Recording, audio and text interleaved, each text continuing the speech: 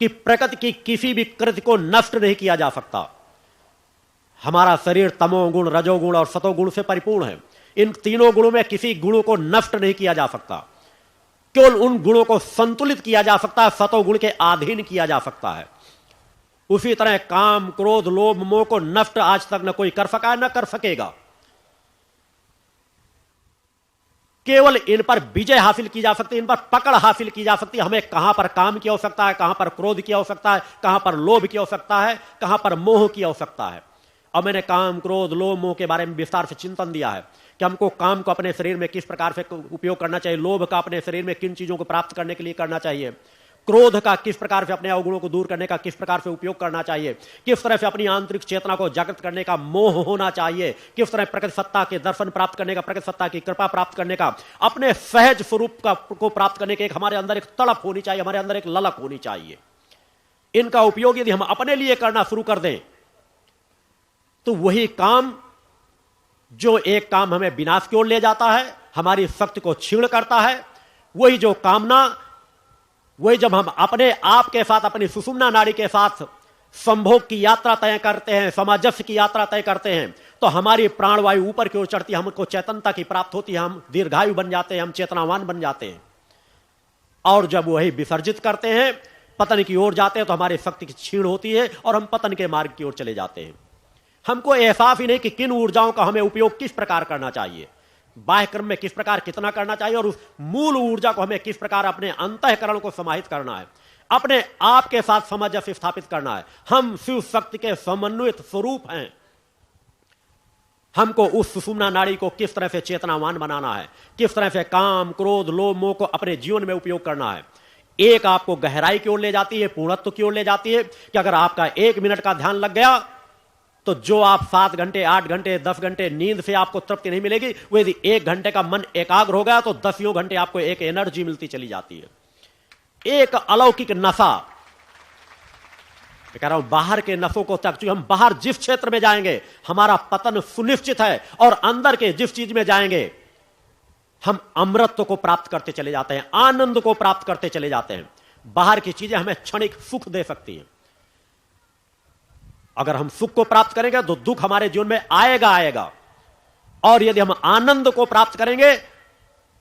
तो मैंने कहा आनंद का कोई विलोम शब्द होता ही नहीं, आनंद ही आनंद है। हम जितना तृप्ति की ओर जाएंगे, एक नशा, यदि आप नशा कर ले, जब तक नशा करेंगे तब भी आप अपने मन मस्तिष्क में नहीं रहेंगे, होशो हवास में नहीं रहेंगे, और जब नशा उतरेगा तो आपका शरीर बिल्कुल क्षीण होने लगेगा, शक्तिहीन होने लगेगा, ऐठन होगी। और एक नशा जो आपके अंदर अलौकिक दिव्य नशा, आपके अंदर बाहर के किसी भी नशे में उतनी शक्ति सामर्थ्य है ही नहीं जो आपके अंदर के नशा है, जो इसके लिए आप अपना प्राणवायु के नशे को, प्राणवायु के नशे को अपने अंदर जागृत कर ले, अपनी समस्त कोशिकाओं में प्राणवायु को प्रभावित करने की आपकी क्षमता हासिल हो जाए। अपने सहस्त्रार की ओर प्राणवायु, जो ही आज्ञा चक्र से ऊपर आप प्राणवायु को चढ़ाना सीख जाएंगे, आपको एहसास होगा कि यह एक नशा आपको कितनी बड़ी तृप्ति देता है, कितनी बड़ी चेतना देता है, आपकी शरीर में कितनी चेतनता को भर देता है, आपके अंदर कितनी दिव्यता को भर देता है।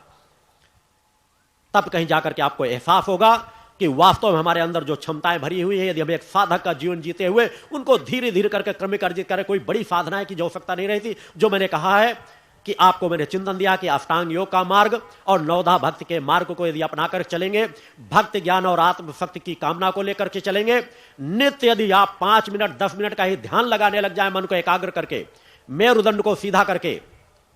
तो साल 2 साल के अंदर ही, 4-6 महीने के अंदर ही कई बार आपको एहसास होने लग जाएगा कि चाहते न चाहते अचानक आपकी प्राणवायु ऊपर चढ़ जाएगी, और आपको एहसास होगा कि इससे हमको एक अलौकिक तृप्ति, एक अलौकिक आनंद, एक अलौकिक एक दूसरे लोक की ओर ही हम बढ़ते चले जा रहे हैं। हमारे स्थूल शरीर का भान हमारा मिटता चला जा रहा है, हमारे अंदर एक दिव्यता आती चली जा रही, हमारा शरीर एकदम फूल सा कोमल होता चला जा रहा है। एक अलौकिक दिव्यता, एक अलग हल्कापन, एक अलग तृप्ति, एक अलग आनंद हमको तब एहसास होता है कि स्थूल जगत से परे भी कोई जगत है।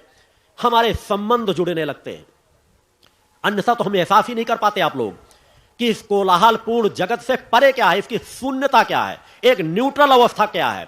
कि जहां से आपकी सोच प्रारंभ होती, जहां से आपकी स्थूल की ऊर्जा प्रारंभ होती है, उस स्थूल की ऊर्जा को रोकने के बिंदु तक पहुंचना तो हर मनुष्य का कर्तव्य और धर्म होना चाहिए। कि ऐसा कौन सा बिंदु है, कौन सा पॉइंट है हमारे स्थूल शरीर के अंदर कि जहां से हमारी सोचने समझने की शक्ति, कार्य करने की शक्ति प्रारंभ होती है। कि हम रात्रि में भी सो रहे होते तो हमारा दिमाग कहीं ना कहीं उलझा रहता है, कार्य करता रहता है। और यदि हम न्यूट्रल अवस्था को प्राप्त करने की शक्ति, सामर्थ्य प्राप्त कर लें, तो हम चाहे जितने तमन्नाओं से ग्रसित हो, चाहे जितनी समस्याओं से ग्रसित हो, हम 1 मिनट के लिए भी न्यूट्रल अवस्था को हमने प्राप्त किया, हम सभी तमन्नाओं से, सभी समस्याओं से अपने आप मुक्त हो जाते हैं। एक नई ऊर्जा आपको आ जाएगी उन समस्याओं से लड़ने के लिए। उस ऊर्जा की ओर समाज चूंकि नहीं बढ़ रहा, इसलिए समाज पतन की ओर बढ़ता चला जा रहा है।